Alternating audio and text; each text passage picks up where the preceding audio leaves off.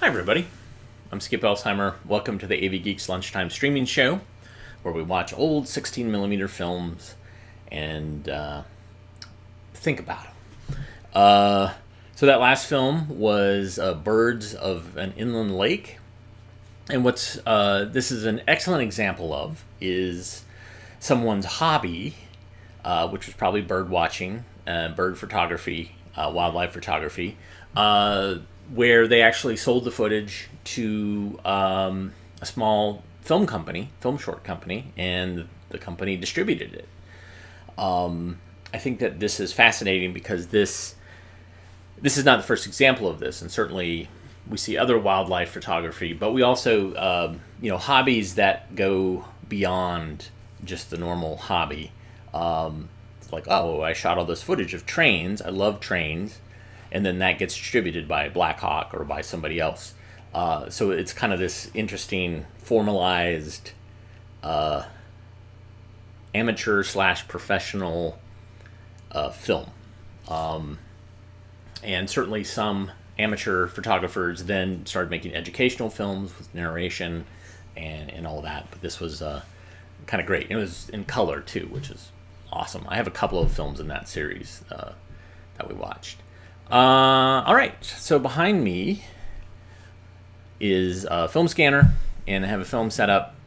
This is a news magazine of the screen film, but I don't know what year it is. It says on the can, like, it's kind of marked out. It says, what's that? News magazine on the screen, and it looks like it says 1970-71, but I don't think that's what this is. So let's do some research and comments and see if we can figure it out so I can name the file appropriately. All right, enjoy.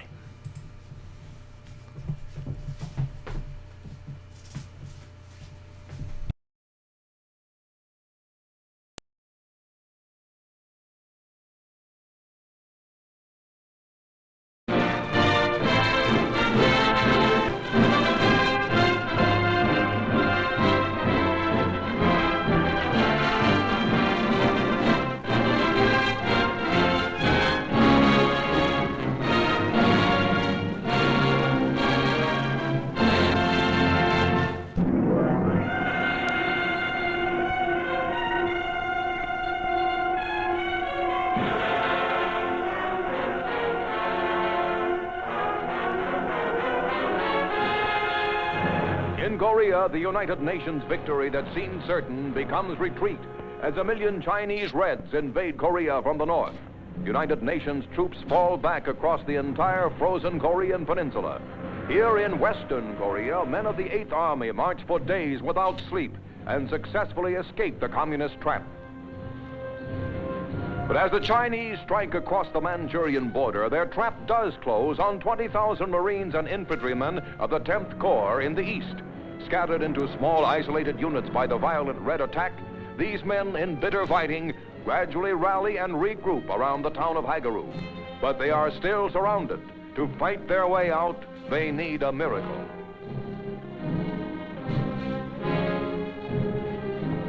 It is 60 miles from the Changjin Reservoir on the Hagaru Plateau to the escape port of Hungnam. The 15,000 encircled at Hagaru must fight their way through 100,000 Reds and down an ice-glazed, winding mountain corridor to Hungnam. Their first goal is Koto, 10 miles away. Fighting by night, in weather that reaches 30 degrees below zero, moving by day, the units from Hagaru march into Koto to link up with 5,000 other isolated Marines. They have walked for 18 hours, gone without sleep for 3 nights, but they left no wounded and no equipment. We didn't come out as stragglers, one officer reported. We came out as Marines.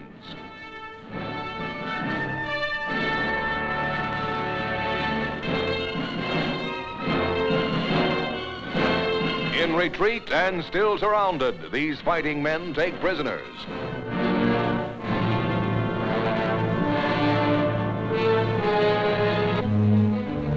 Our wounded are evacuated by air from an emergency airstrip. Not one casualty is left behind.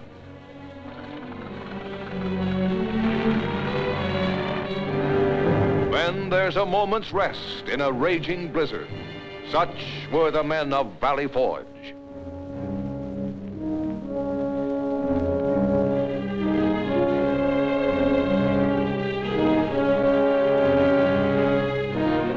It is now 14 days since the Reds attacked 100,000 strong to close the trap on these 20,000 soldiers and Marines. Days of blizzard and battle, of fighting and freezing.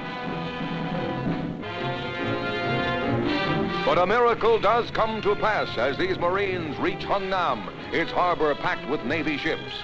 Here, under enemy guns, 105,000 troops are taken safely off the beachhead, along with 90,000 refugees, 18,000 vehicles, and 1/3 tons of supplies. It is a feat without precedent in warfare, a fitting climax to the saga of bravery written in the blood-stained snows of North Korea. Sailing down the coast to new defense positions in South Korea, these men are already back on combat duty, prepared to hold the line as long as human courage can hold it.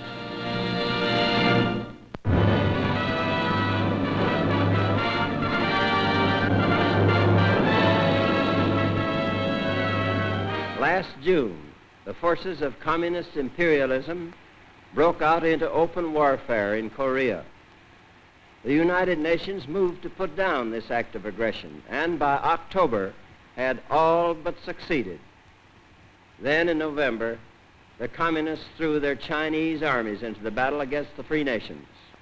By this act, the communists showed that they are now willing to push the world to the brink of a general war to get what they want. The communist rulers are trying their best to split the free nations apart. Unity with our allies is now and must continue to be the foundation of our effort. Working together, the free nations can create military forces strong enough to convince the communist rulers that they cannot gain by aggression. Working together, we hope we can prevent another world war. The job of building a strong America must be done on our farms, in our factories, and in our homes. It must be done by every one of us, wherever we are, and whatever our jobs may be. Many of you who are young people will serve in the armed forces of your country. Nothing you will do later in life will be of greater benefit to your homes, your communities, or your friends. Many others of you will have to work longer hours in factories or mines or mills. Think of this not as longer hours, but as more planes, more tanks, more ships, more arms for the defense of our homes and our way of life. We must remember that our goal is not war, but peace.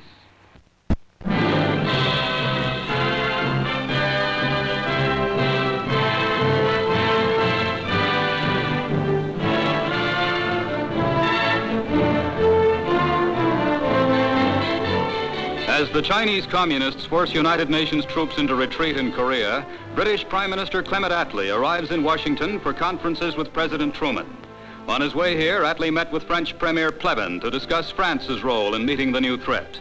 Also on hand for the historic week of conferences are Secretaries Acheson and Marshall.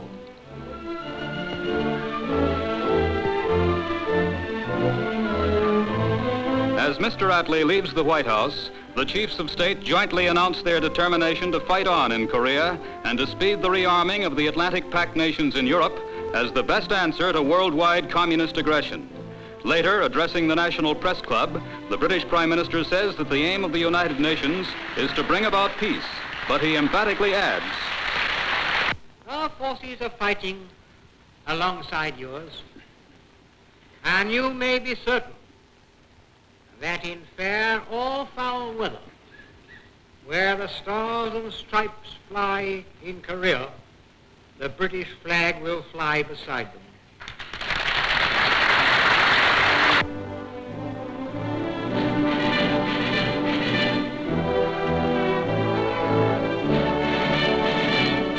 In Washington, Charles E. Wilson confers with Defense Secretary George Marshall following Wilson's appointment as Supreme Director of America's vast industrial mobilization. As boss of wages, prices, and war material, Mr. Wilson, who has resigned as president of the General Electric Company, will be second only to President Truman in the nation's war emergency program.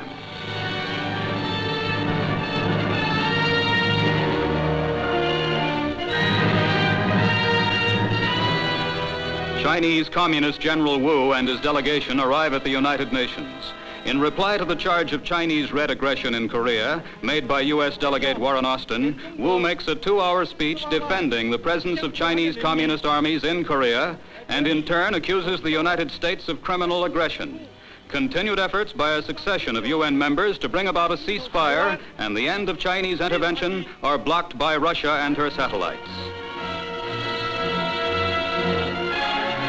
With a hearty send-off from Russia's Yakov Malik, General Wu departs for China by way of Moscow, still silent on peace, still blaming America for the Korean War.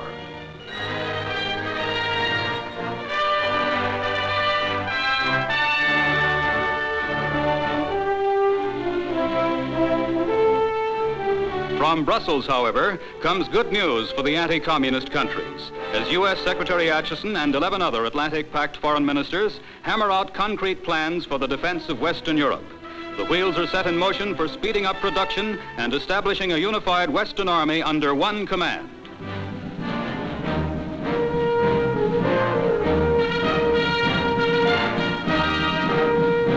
General Dwight D. Eisenhower, president of Columbia University, is named as commander of the new Atlantic Council armies.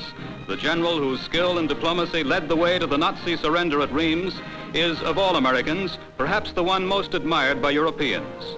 His own countrymen have hailed him as the highest type of soldier and citizen. Now Ike Eisenhower goes back on the active duty for which he's always held himself ready. It's agreed that if anybody can do the job in Europe, Eisenhower can.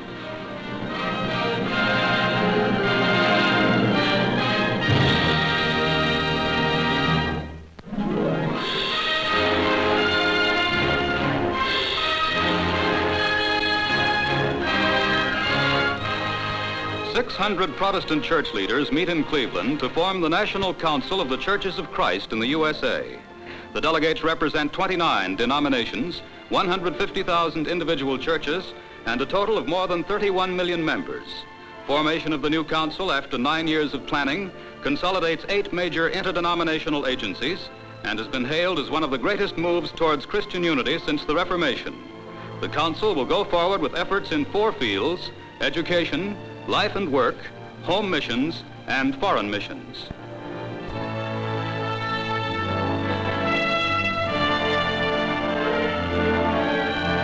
The Right Reverend Henry Knox Sherrill, presiding bishop of the Protestant Episcopal Church, takes over as first president of the council. Then the council joins in prayer for the people of the United States and for the success of the United Nations in bringing peace to the world.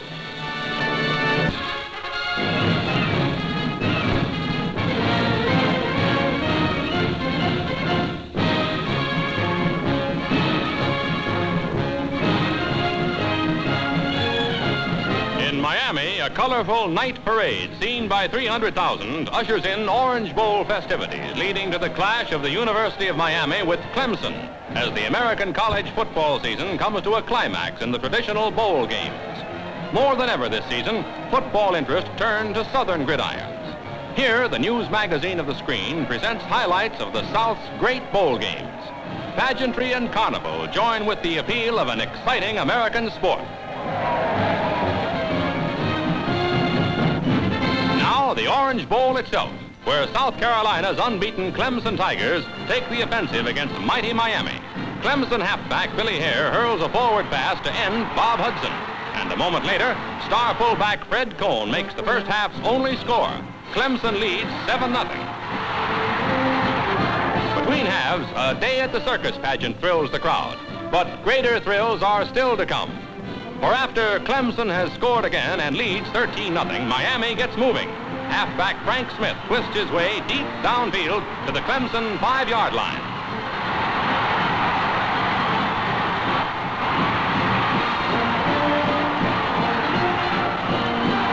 And Clemson's lead is cut to a fragile 6 points as Harry Mallios scores for Miami. Another touchdown would give Miami a chance to go ahead, and here it comes. Quarterback Bob Schneidenbach's pass to Ed Lutz, and Lutz runs it to the Clemson 12-yard line.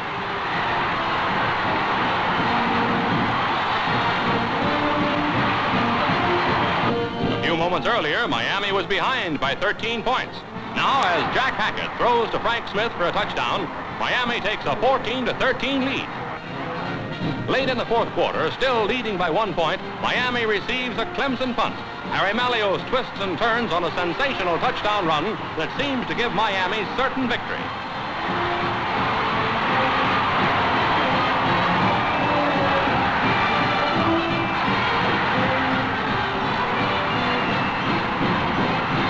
But the great run doesn't count because of a penalty, and the last-moment safety gives Clemson 2 points and the game, 15-14.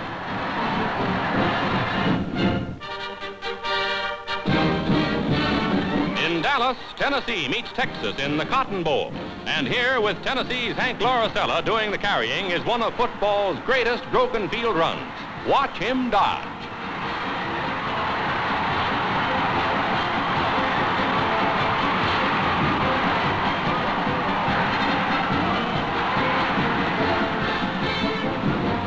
Al Payne finishes what Lauricella started with a lazy pass to John Grubel in the end zone.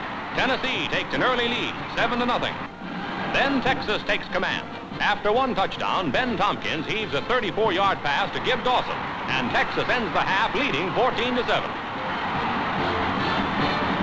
Texas leads by a single point, 14-13, when a Tompkins pass is intercepted by Tennessee's Jimmy Hill in the game's dying minutes.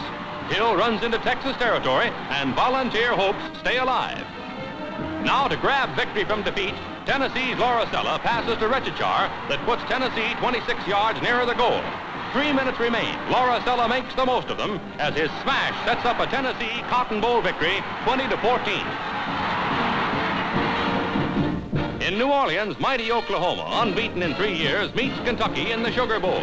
Kentucky's quarterback, Babe Parilli, throws to halfback Wilbur Jamerson in the end zone. With the game only 2 minutes old, Kentucky leads 7-0. Oklahoma battles to keep its tremendous string of 31 straight victories, but Kentucky won't stop. A collision ends a 16-yard game. Then it's Parilli again, showing off his throwing skill.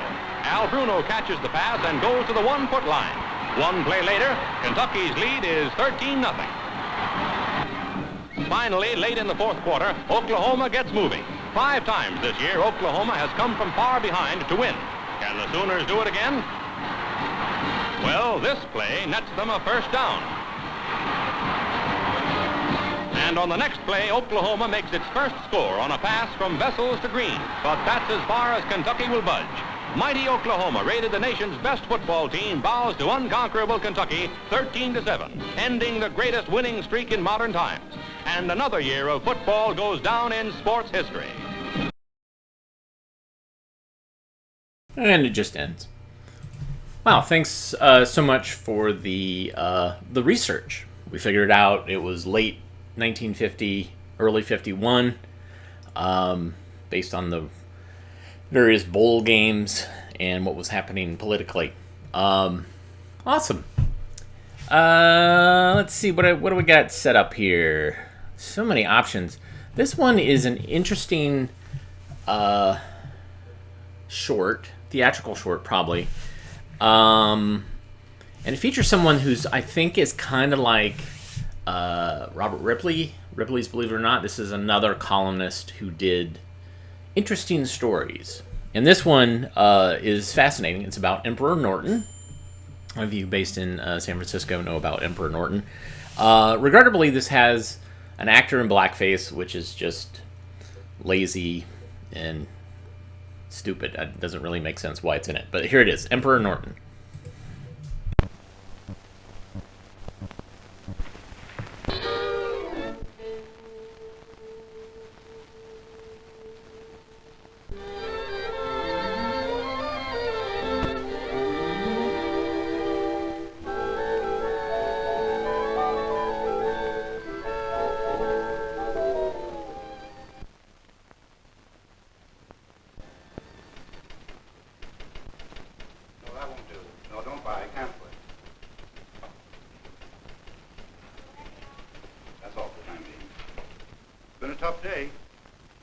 Looks like they've cornered rice.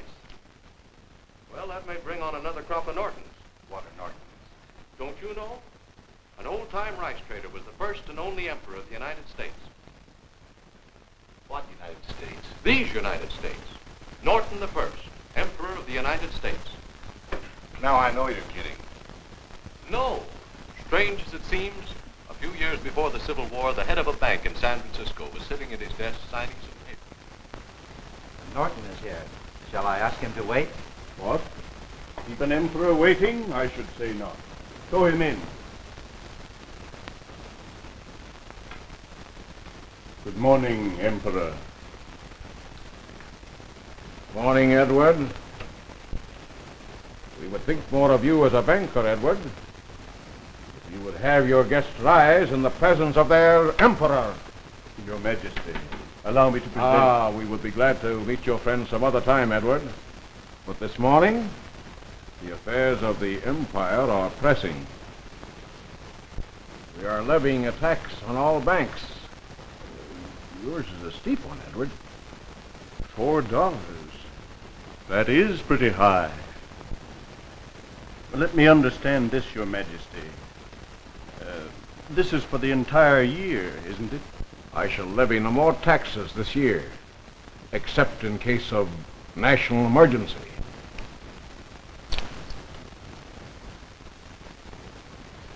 We're glad you're doing so well, Edward.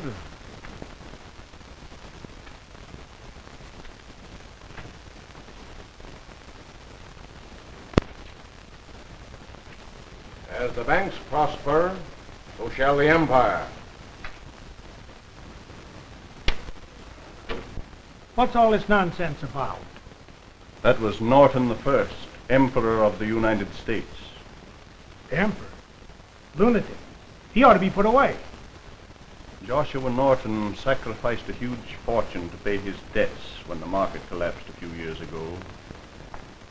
He also lost his mind. When you've done as much for the city of San Francisco as he did before the crash, perhaps we'll let you be emperor. And may your subjects love you as they do him. To be able to appear in your fair city, a city so aptly termed the Queen of the Pacific by your own Emperor Norton.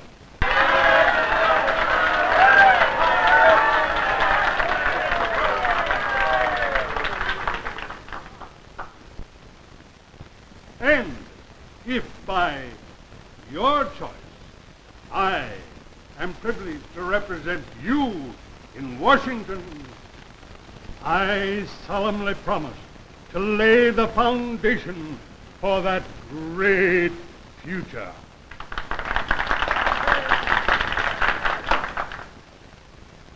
You need say no more. I, Norton First, Emperor of these United States, appoint you Senator.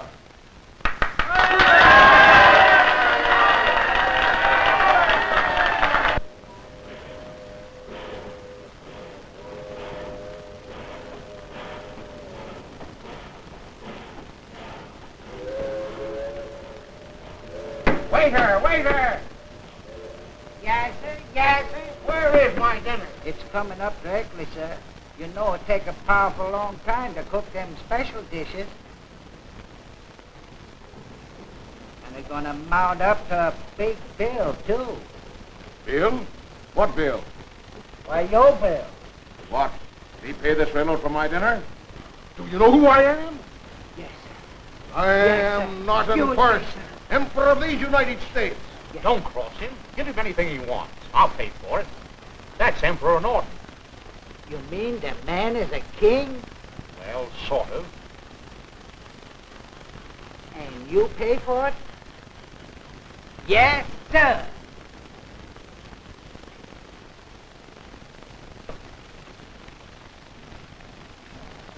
Your Majesty, I beg to announce that your dinner will be here immediate, if not sooner.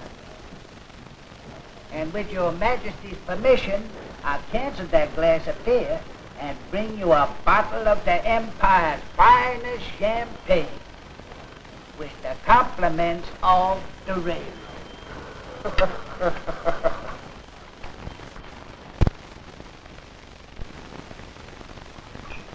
And do you mean to say he always got away with that sort of thing?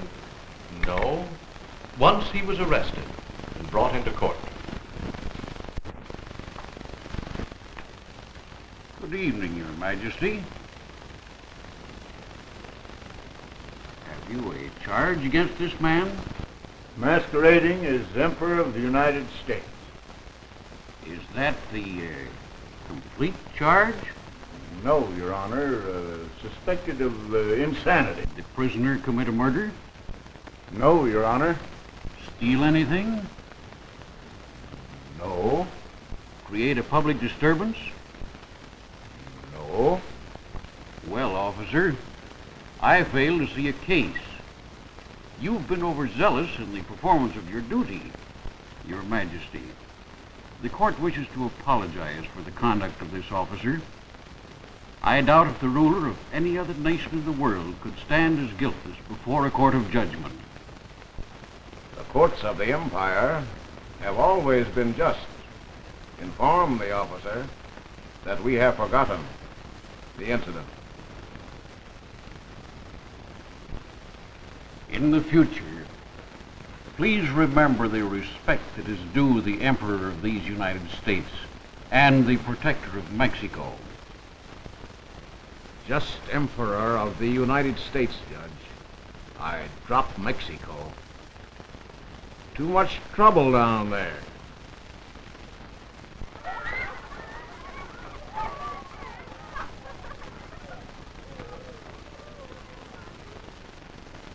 Thank you, sir. Thank you, sir.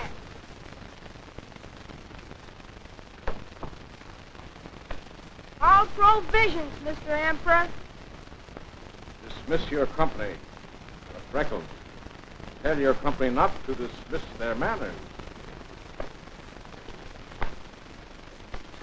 Company's dismissed.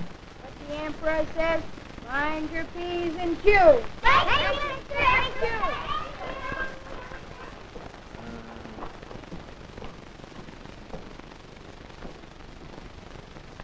Charge it to the Empire. So for 23 years, the old fellow reigned until 1880, when a stroke carried him off, and the United States once more became a republic. The reign of Norton was truly a monument to human kindness, a conspiracy entered into by a whole city to protect an old man. San Francisco gave him a burial worthy of his rank. 10,000 citizens marched in his funeral procession. He was insane, but strange as it seems, honesty and sympathy won him an empire of voluntary subjects.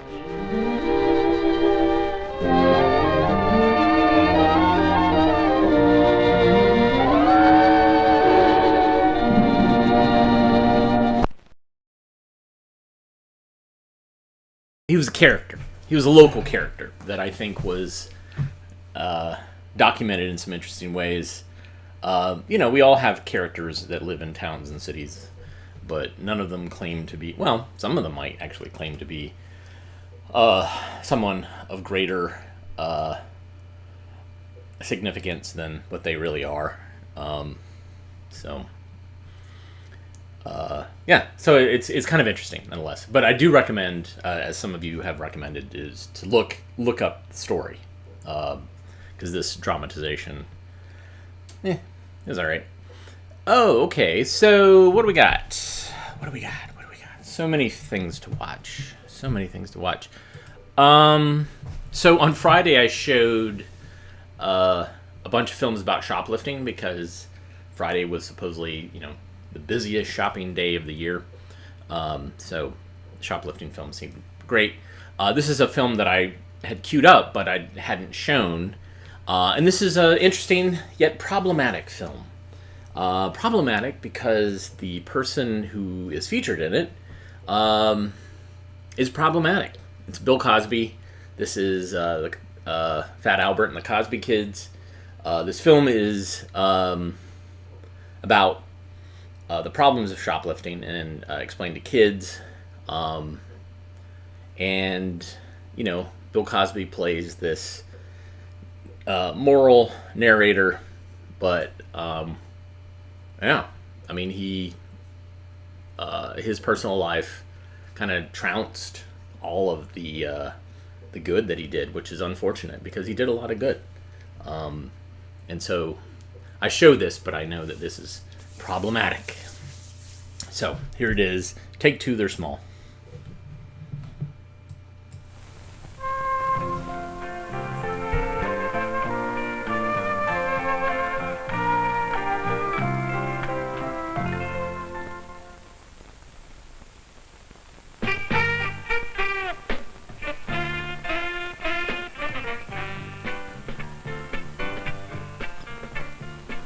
Look at that rain. Looks like it's never gonna stop, man. Hey, Justin. Now what we play? Well, I don't know. I got a great idea, man. Instead of all them super-dudes, let's play some cool sports heroes. Yeah, you be Broadway Joe and I'll be OJ. Right on, man. Hey, get going, OJ. I'm in the clear.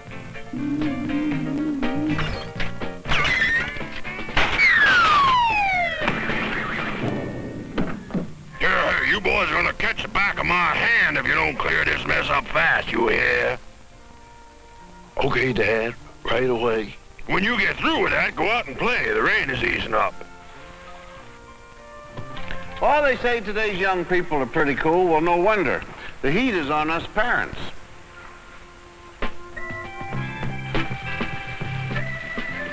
Uh-oh, it's starting to rain again. Come on, let's head for the junkyard clubhouse.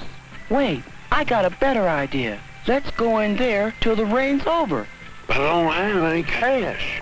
Don't need any money. We'll just act like we're just gonna spend. I don't know. They don't dig dudes like us wandering around inside. Aw, don't be a big fat chicken, Fat Albert. Come on. No. Doggone gumdrops.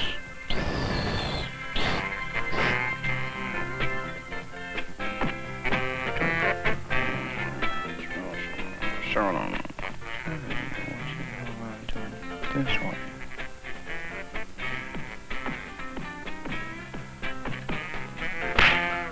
My name's Harlow, and you got to be Fat Albert. That's me. How do you know? How could I miss? How'd you two dudes get to know each other? Oh, we met at the swipe meet. You mean swap meet? Oh, yeah, swap meet at the youth center. I'm very interested in the youth of this country. Every chance I get, I work with our young people. Yes, sir. Yeah, Harlow knows more kids than anybody. Look, dudes, I got to be moving along now, and see you around. Get it? Round. Okay, Fat Albert, let's case the store.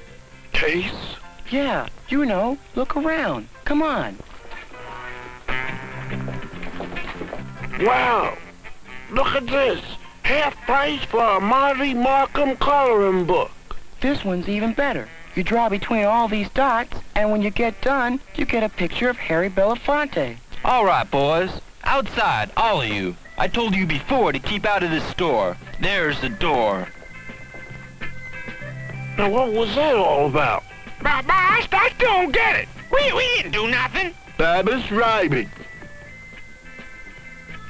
Hey, peanut brittle egg.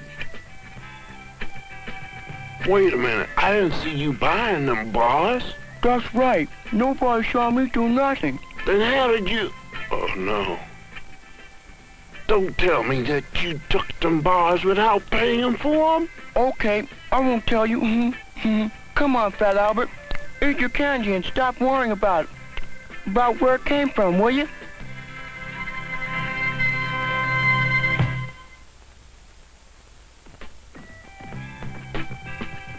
Justin, that's all wrong. Didn't you know that? What's wrong with it? Nothing except everything. Come on, Fat Albert. Just because I pick up a couple of candy bars, you don't think that makes me a crook, do you? Sounds like Fat Albert and Justin have a little difference of opinion there. It also sounds like Justin has a surefire method for getting things. He forgets who he borrowed them from, which is what's worrying Fat Albert so much right now. Thanks for babysitting, Justin, Fat Albert. All right, let's get back to our dinner again. We've got your favorite dinner tonight. Hickory smoked barbecued pizza a la mode. Albert, are you all right? Yeah, just fine, Mom. Hey, why don't you eat your pizza? You're not eating the pizza the way you usually eat, son. You're the only one I ever saw who gets sparks out of a knife and fork. Your head isn't too hot. That's not all that isn't too hot. What's wrong? Well, You can tell us, Albert, please. It's Justin. What's with Justin? Well, today when I was taking care of him, he gave me a candy bar. That's right, that's just what he did. What's wrong with that? When he didn't pay for it. You mean he stole it? That's right, and he took a couple other bars, too. Little Justin stealing? I can't believe it.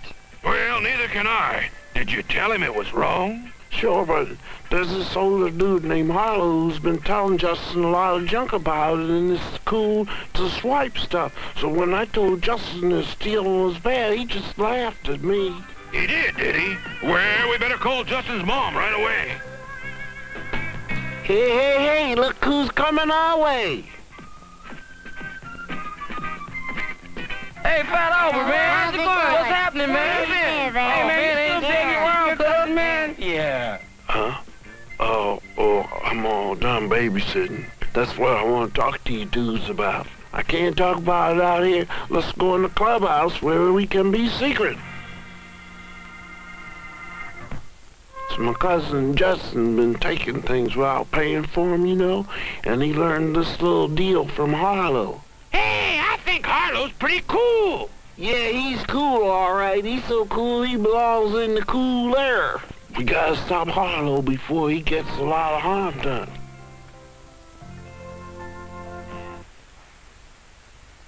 Now, Justin's really got old Fat Albert worried. Not that Albert expects him to make who's who, but if he doesn't change Justin's cinch to make who's through. And it isn't only Fat Albert who's worried about Justin. What? What did you say? I don't believe a word of it. Justin, your cousin Albert, claims you stole some candy bars. Fat Albert's lying. Well, there are a lot of things you can say about Albert. He's overweight. He's not over beautiful. But he's no liar. But there's no evidence. Nobody saw me take those candy bars. Why did you do it, Justin? Because I was hungry. Come on, son. You're not making any sense. Your father's right, Justin. Somewhere, somehow, we've slipped up in teaching you right from wrong. Why are you making such a big deal out of all this? Why? It's all Fat Albert's fault. Why didn't he keep his big mouth shut? No. Lean the ball a little to the left. Too much. Lean it more to the right.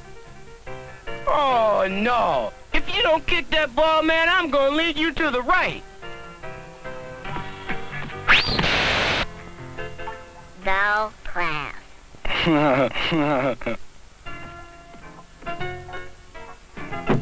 Oh, no. Here's Mr. Babbitt Doobit. Look, I can tell you dudes how to get a brand new football easy. I got me a setup where all you gotta do is follow my orders and pick up a few choice items when nobody's looking, and I'll turn them into instant cash. Dig? Who you trying to jive, you turkey? That action's nowhere. Yeah, that's all we need to get busted. You don't see any chains on my wrist, do you? Your problem is is you're all chicken.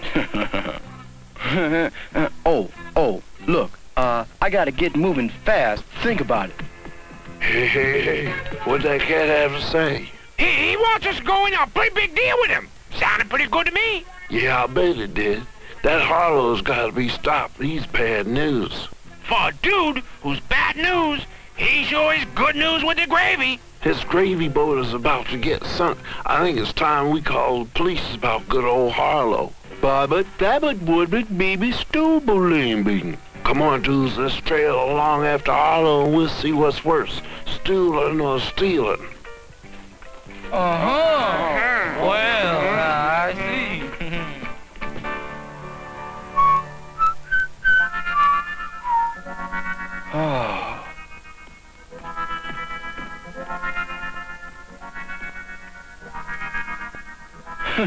A real bargain, marked down to half price from nothing.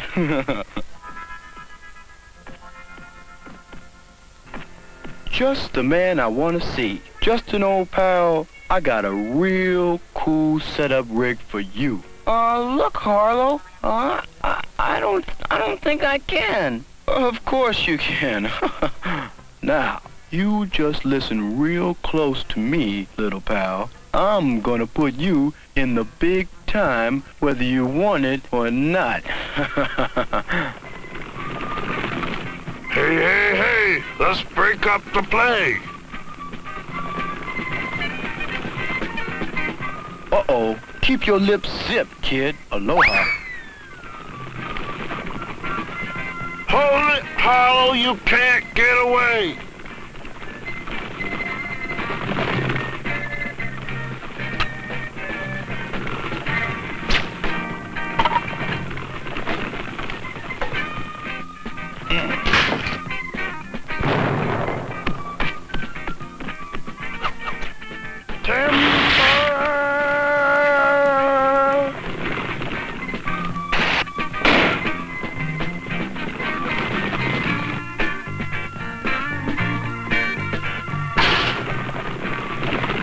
He got away.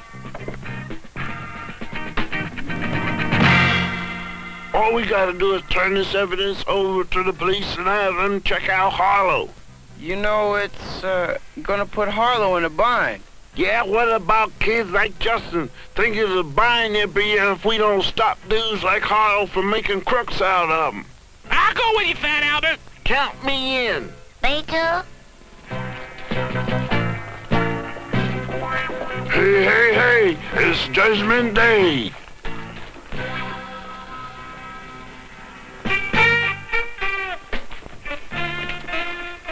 So you see, it's like we figured the police caught Harlow with a room full of... Well, that means he won't be hassling me no more. Nor anybody else. He had more dudes like you lined up for his future plans too, Jay. Oh, no! Never get me, never get me. No, Me neither, no way.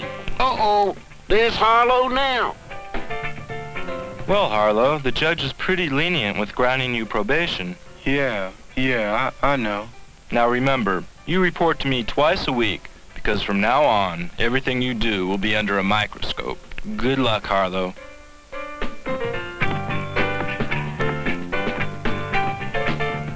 Hey, I'm sorry I had to turn that dude in. No, Fat Albert, you did the right thing. Fat Albert, they ought to call you Long Playing Record. Long playing record? You mean because I talk? No, because you're the grooviest. Right on, man. Yeah, right on, man. That's the way. Right on. Yeah. Well, thanks to Fat Albert and the gang, Justin is one minor who won't grow up to be a major problem.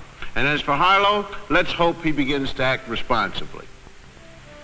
He better be responsible, because from now on, if something goes wrong, he'll be held responsible. And the kids have a song about such things, and they just can't wait to lay it on you. Hear them out.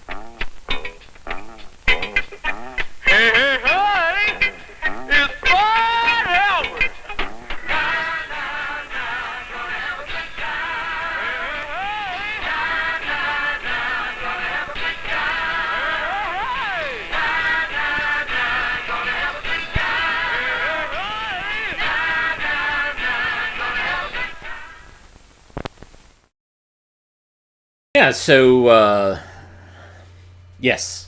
I think my favorite character is Russell, the little brother of Bill. He always has those snappy comebacks and is always wearing entirely too many clothes. And of course, I like Mushmouth and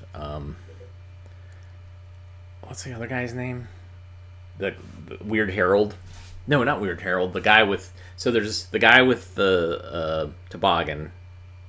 Is that Mushmouth? And then there's the guy who's got the toboggan over his face. Both those characters. I mean, they're all great in that regard. And the music is also awesome. Is it a toe tapper? I don't know. At some point, I'd love to compile just the songs from Fat Albert because they're all fascinating and interesting. And some of them don't make any sense. The one about the hospital doesn't make any sense. All right. So I got another film set up on the scanner. Let's give it a watch. Enjoy. Let me change the title before we get it started. How about that? Oh, I did already. How about that? Sometimes I'm on the ball.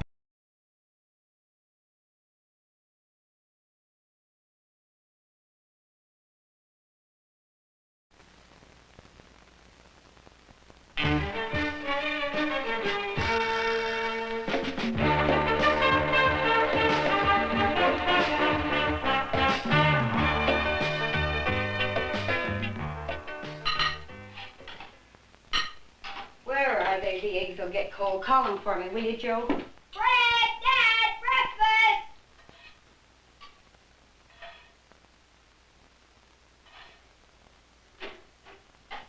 Fred! Dad! All right. What's all the yelling about? I told him to call you. The eggs are getting cold. Saturday morning, I have to worry about eggs getting cold? It's time you were up.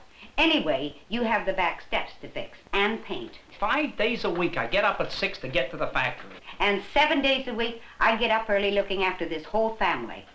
You think I have time to fix the steps? Don't worry, they'll get fixed. A couple of extra hours sleep is going to make that much difference. Huh, that's what you said last Saturday. And the one before that. Okay. I said I'll fix them, so I'll fix them. And paint them. I'm painting them. Today.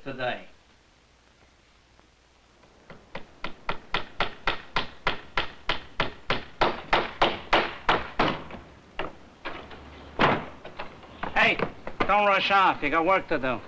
What? The steps, I want you to paint them. But I have to meet the guys. You can meet the guys later, after you paint the steps. What about Joe? What about Joe? Well, why can't he do it instead of me? How come I have to do everything? Because I said so, and I don't want to hear any more about it, you understand? Now go get the paint.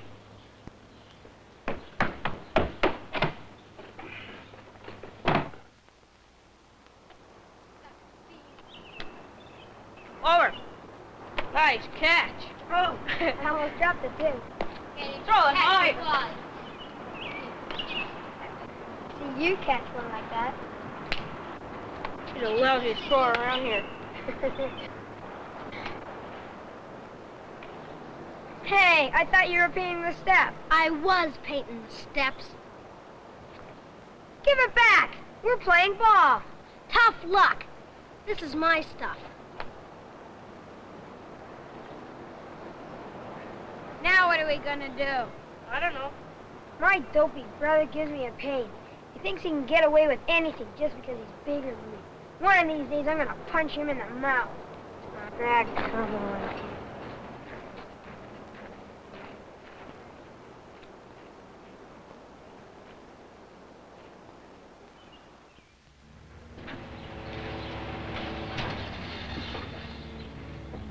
George, garbage truck is coming. I take out already. There is one more thing to take out. What? That radio. Today is going to be the day when I am going to get rid of that old piece of junk. It hasn't been working since it fell off the table last year.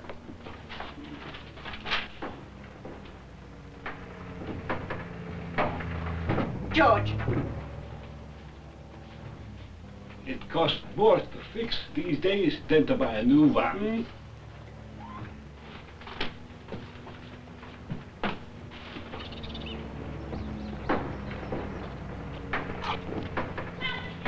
Hi, Ed. What's happening?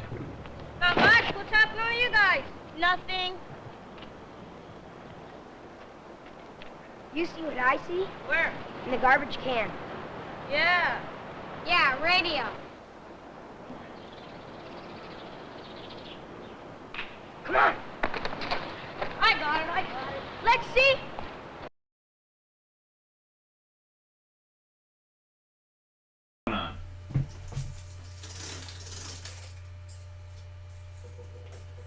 Alright. I can't show a film about old radios and let it just peter out. I have to figure this out.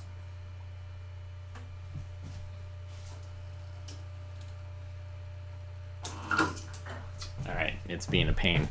Alright, I will fix this. In the meantime... Oh, we're almost done. I'll show this tomorrow. How about that? We'll show it in its entirety tomorrow. I apologize for that. It's a short reel, so it gets annoying that way. In the meantime... Wow, I don't have any short films set up.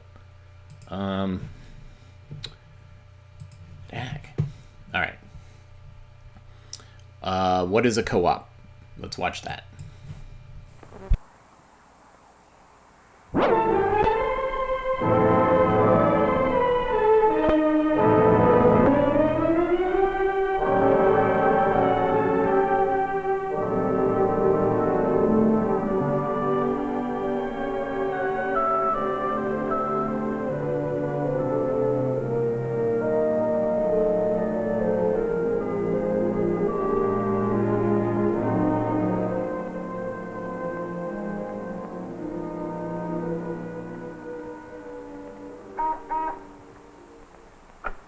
Yeah? Jack Roberts and Joan Howard are here, Mr. Davenport. How did you recognize them after all this time? Send them in.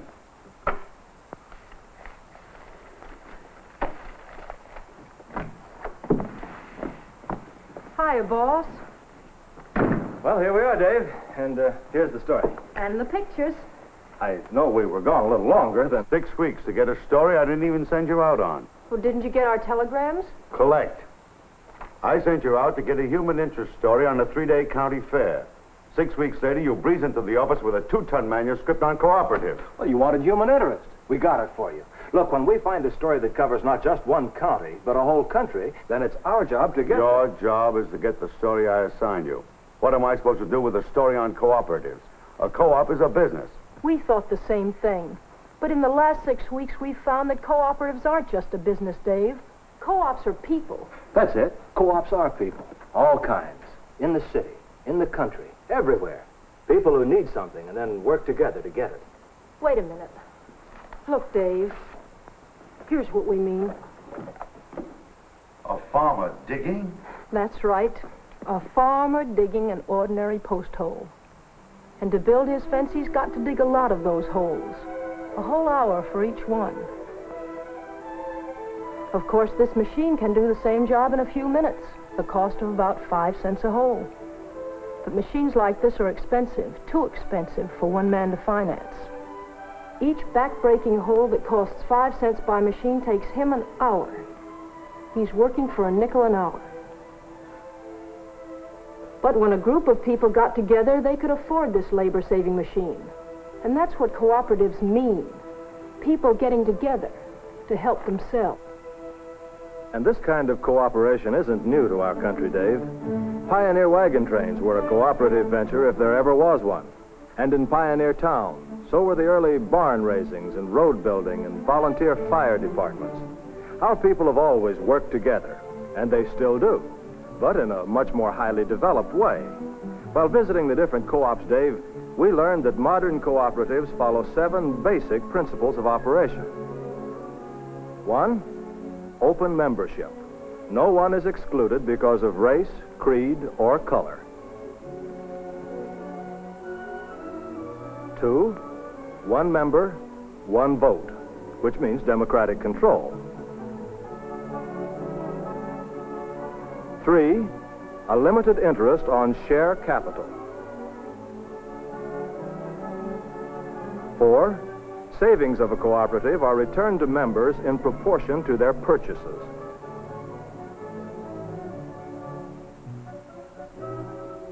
5, neutrality in religion and politics.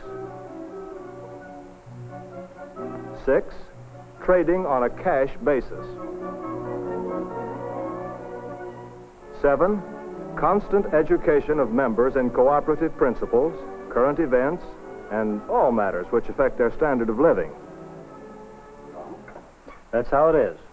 And these 7 basic principles work so well that they serve as a guide for thousands of successful cooperatives. I think that's a story worth telling. Look at it this way, Dave. Why do you sweat it out at the office every day? Well, to put groceries on the table, pay for the doctor and the dentist, and see that my kids get a decent education. I'm no different than anyone else. But what's that got to do with cooperatives? Just this. The people working together in a cooperative make it easier for themselves to get the very things we all want. To get the whole story, Dave, you have to understand the difference between a non-profit co-op business and an ordinary business. In starting an ordinary business, one man, or a few, puts up the money. Then he buys or manufactures merchandise. He sells this merchandise to his customers, marking up the price in the usual way. At the end of the year, he has earned a profit, which he keeps. Well, what's wrong with that? Not a thing. But the co-op setup is a better way. A co-op is a non-profit corporation created by a lot of people to provide goods and services which they need. First, they buy capital shares, which return a small rate of interest. Then they elect the management and are ready to start doing business. At the end of the year, the difference between income and the expense of doing business represents the savings for the people who own the co-op. Part of this savings is held in reserve, and part is returned to members as patronage refunds. So you see, a co-op business is designed to benefit not a single individual, but a large group of people. And all co-ops start in just about the same way. Mr. Smith buys 2 participating shares. Lars Olson takes 5. Mrs. Lyons takes 3 shares. The Joneses want 8. Matilda Collins buys 4 shares, but Helen Wilson can only afford 1. You can see how it works. Anybody and everybody get together to raise the money. Then the next step is to join an open meeting in order to elect a board of directors. It doesn't matter how many shares you bought, you have exactly 1 vote. 1 vote the same as the young man in front of you, or the couple in the back of the room. The same as the attractive young lady or your neighbor next door, or your neighbor who lives 5 miles away. After you've elected your board of directors, they appoint the management, which will run your business, and your co-op is ready to operate. It doesn't matter to which co-op you belong or how many.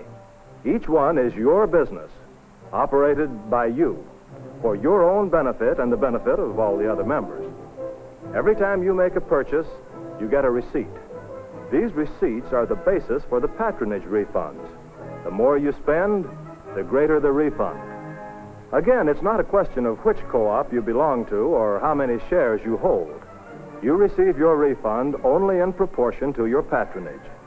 Now, there are those who claim that these refunds are profits and should be subject to the usual corporate income tax on profits. But a co-op is non-profit, and refunds represent money you have paid above the actual cost for services and products. So this money they want to tax never belongs to the co-op at all. It belongs to the individual members all the time. But co-ops do pay taxes. In some communities, co-ops are the largest single taxpayers. This hue and cry about taxes has been raised because cooperatives are successful enough to give even the largest monopolies a run for their money. It wasn't always that way. After the First World War, farm prices collapsed. That was bad enough, but wartime food production had exhausted the earth itself. The source of food needed food. And fertilizer, the one thing to save the soil, was pegged at high war prices. This made it impossible for the average farmer to replenish the soil so that he could grow a decent crop. As an individual, he was helpless. But there were others in the same boat. By joining together, they became a cohesive unit capable of positive action. They formed a co-op. The early days were tough. but they solved their problem. When cooperatives manufactured their own fertilizing compounds, fertilizer companies soon were forced to lower their prices in the face of competition. Cooperative competition that kept prices down for the farmers, even those who weren't co-op members. In the years that followed, as the movement spread, cooperatives have saved American farmers millions of dollars. Co-op leaders figure that if co-ops can do 15% of the total volume in any given field, oil, appliances, groceries, they can keep prices at a reasonable level in that field. Now, wait a second. In one breath, you say co-ops are started by a small group of people, presumably on a small scale. Now you have them holding down prices in huge market areas. There's no miracle about it, Dave. Every co-op isn't successful. They can fail just like any business. Grocery co-ops, for instance, have sometimes been started with too little planning, too little capital. Food stores need highly trained, experienced management and large volume. But carefully planned co-ops don't stay small. They grow. Like the petroleum co-op. When large corporation-owned farms began to mechanize their equipment, the small individual farmer found himself in a familiar position. On the spot, squeezed by monopoly. He couldn't afford mechanical equipment because of prohibitive operating cost on such items as gas, oil, and grease. His kind of horsepower could not compete with machines. So he and his neighbors fought high prices by organizing a co-op. Certainly this retail co-op started on a humble scale. But small though it was, with the savings it made possible, its members were soon able to match machine with machine and compete with anybody on an equitable basis. Well, the success of the first petroleum co-op encouraged other people to start similar projects in their sections of the country. But all the people knew that retailing supplies was just scratching the surface of the real savings they could make. And so, at a meeting of one of the co-ops, members suggested expanding operations by creating a wholesale. The pros and cons were argued in open meeting. The majority favored setting up a wholesale. This meant that other retail co-ops had to be contacted. Each in turn voted in favor of setting up the wholesale. Then the necessary funds had to be obtained. The local co-ops, by the purchase of voting shares, provided part of this money, and co-op members and individuals, by the purchase of preferred shares, provided the balance of the money. The wholesale started on a small scale by building storage tanks so that its members could get the savings of buying petroleum products in bulk. But management soon discovered that major savings could be made in the production end. So the wholesale built its first refinery. Short-sighted oil companies thought this had gone too far. They put on the squeeze by making it impossible for the co-op refineries to buy crude oil. The Department of Justice started to investigate this action, and crude oil soon flowed to their refineries again. But the co-ops didn't intend to be squeezed twice. They got their own oil wells. They leased oil-bearing land and did their own drilling. They bought their own pipelines. The cycle of growth was complete. Through open competition, they had a healthy effect in providing a price yardstick for an entire industry. Furthermore, for the co-op members, savings are made right down the line, from their wells to their gas tanks. And they're entitled to these savings because they have earned them by their efforts and vision. The co-op belongs to them. It is their business, controlled by them for their benefit and service. And everyone who can benefit from the services of an established cooperative may join. And if there is no cooperative, they can start one, any kind they need. For example, in 1934, when even Japan was almost completely electrified, certain power companies were charging such excessive rates that only one farm family out of 10 could afford electric service. This youngster studied about Tom Edison and his electric lamp. He had also heard the story of Aladdin and his wonderful lamp. He thought both were fairy tales. Did you ever pump water and tote it 100 yards up to the house?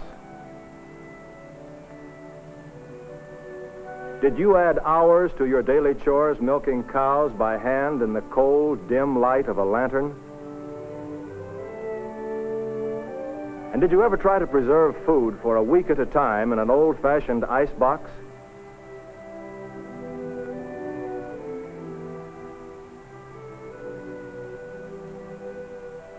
Did you ever get a headache trying to do needlework by the light of a kerosene lamp? And did you ever see women grow old before their time, sweating over a hot stove to do the family wash?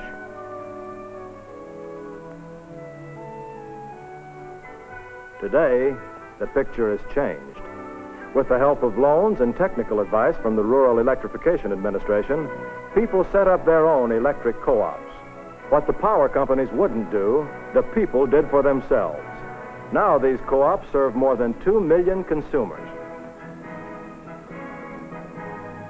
To the farm family, this was literally like coming out of the Dark Ages. For the farm women, it meant household work became routine rather than back-breaking drudgery.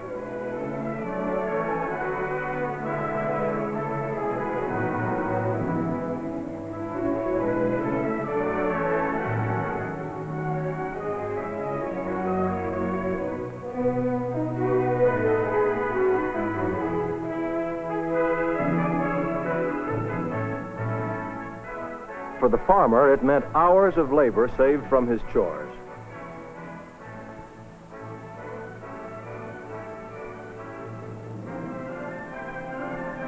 Yes, electric co-ops literally opened a bright new world. Now, this little fellow knows for sure that Tom Edison was a real person. His parents and millions like them are seeing to it that their children will enjoy some of the benefits of life that they themselves had the vision to achieve. In the last 2 years, hundreds of thousands of farmers have joined cooperatives. More and more people are discovering what cooperative savings and service can mean to them. In their own insurance cooperatives, members can insure their cars, their belongings, their lives. Not only do they get the savings made possible by their own management, but most of all, the people control investment of their own savings. People are catching on to what this means, and some cooperative mutuals are the fastest growing insurance companies in the whole country. Furthermore, insurance co-op members enjoy the personalized service of their own employees who understand their problems. Credit unions are another cooperative service in which the people learn to manage their own money. They pay their 5 million members in the United States and Canada higher interest on deposits than other savings institutions so as to encourage members to develop thrift and build up savings accounts. Loans are made to members without red tape or high so-called service charges. And credit union savings mean that members have more money for better living. Do you need farm equipment? Cooperatives have their own farm implement and appliance factories, and their savings mean that you can buy more and better for less.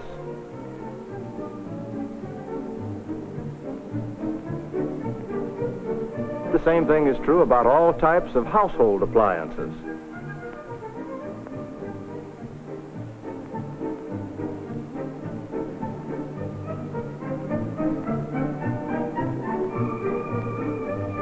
Do you like to eat well?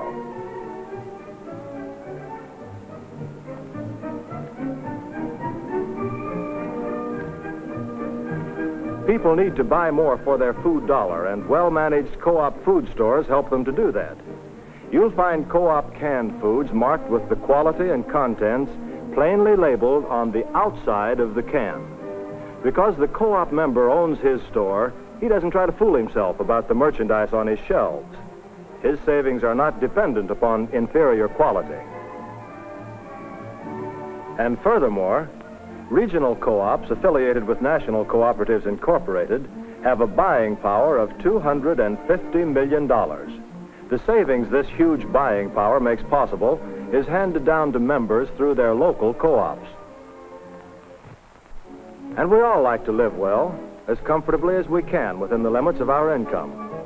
In the face of building costs prohibitive to all income brackets, housing cooperatives are making homes available with typical cooperative savings and service. Cooperatively, the people select their land and develop it themselves. This group action permits substantial savings in the cost of individual lots. By planning as a group, purchasing as a group, and building as a group, the people make further savings on construction costs.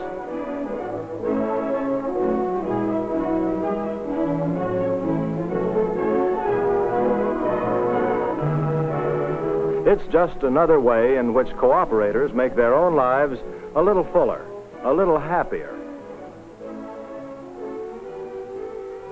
And in order to protect and preserve life itself, the people have built cooperative hospitals.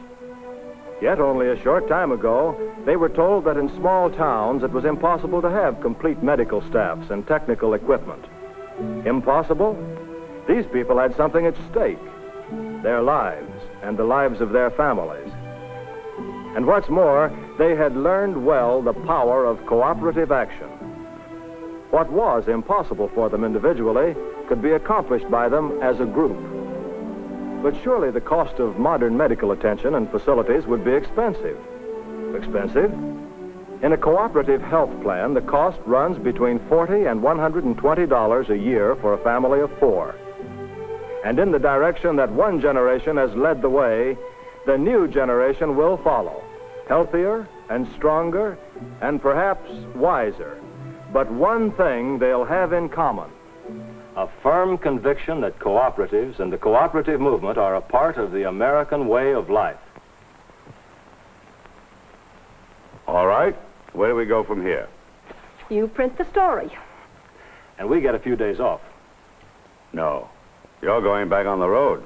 Oh, for Pete's sake, Dave, we just got home. You wanted to sell me a story. Okay, I buy. But I don't buy half a story. I want the whole thing. You say co-ops have helped to solve some of today's problems. All right. I want you to go out and keep in touch with the co-op movement. I want you to find out what they're doing about other problems. The co-op people seem to have a workable pattern. They know that a business made up of themselves, run by themselves, and for their service isn't only a true expression of democracy, but it's also a practical way of maintaining a better way of life. If you're right, and I think you are, co-ops are people. And the future of the cooperative movement is as unlimited as the imagination and initiative of the people.